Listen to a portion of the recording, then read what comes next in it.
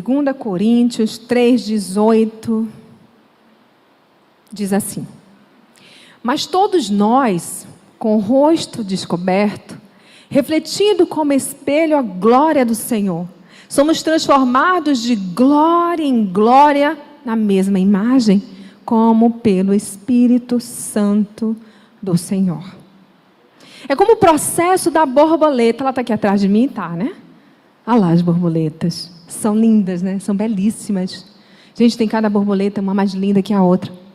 É como o processo da borboleta, que antes é uma lagartazinha. Ela é linda e ela tem uma estrutura muito forte. Para abrir aquelas asas belas, tem até uma grandona ali, né? Vou tirar uma foto também ali com aquele negócio da borboleta, vai ficar linda, né? Então, assim, para abrir aquelas belas asas, ela primeiro passou pelo processo.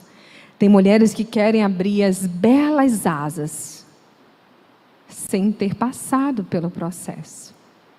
Isso acontece com os homens também, tá? Quando eu falo de asa, eu falo de estrutura. Não dá para passar, para pular etapa. Já pulei etapas na minha vida. Sabe o que acontece quando a gente quer pular etapa? A gente precisa fazer o caminho de volta depois. Ou seja, anda 2 milhas ao invés de 1. Ou não é?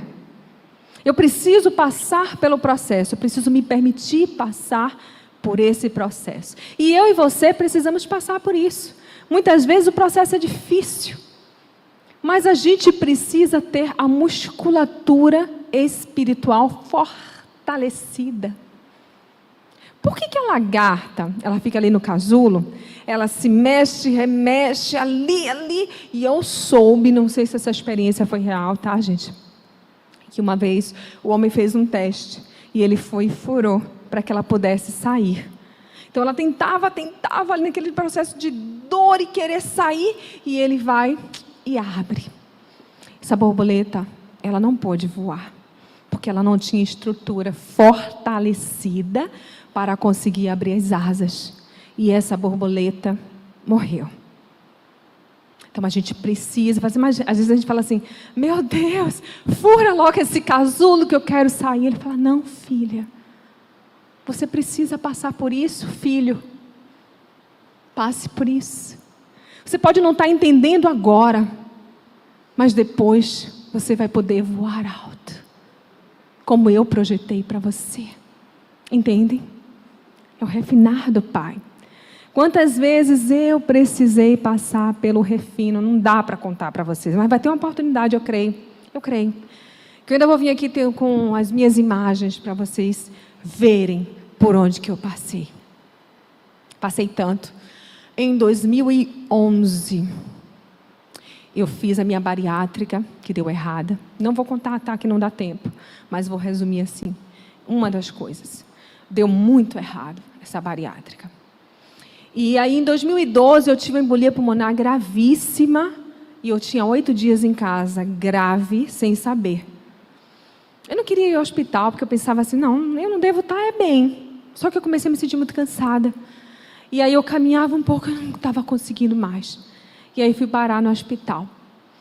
E quando eu cheguei ali no hospital, eu estava com meu marido, a gente foi para a CTI, e ali ele ligou a televisão. Quando ele ligou, tinha um pastor falando, a parte já foi essa assim, ó, pastor.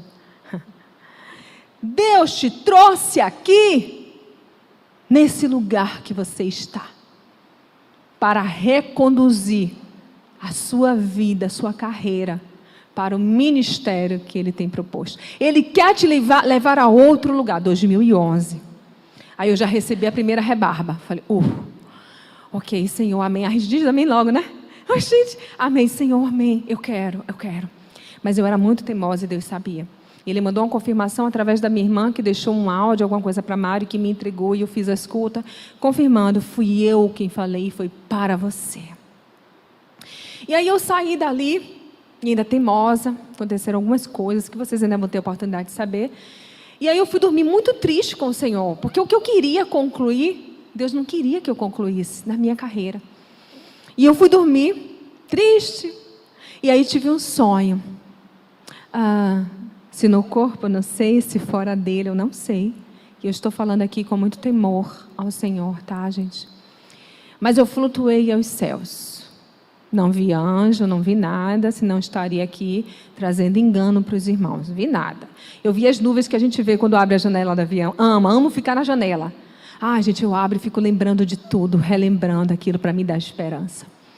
E eu vi assim, exatamente essas nuvens, e eu estava por entre essas nuvens, assim. Não tocava em nada, não sentia nada, não sentia chão, não tinha dor, não tinha nada. Só aquela presença forte do Pai. E eu senti uma mão na minha cabeça. E uma voz que dizia que as minhas obras seriam conhecidas por todo mundo.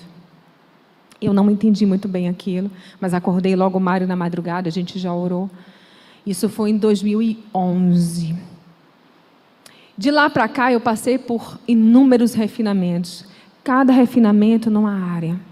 Área com filho, área na minha saúde, área na saúde com filho. Se vocês pensarem assim, eu já passei.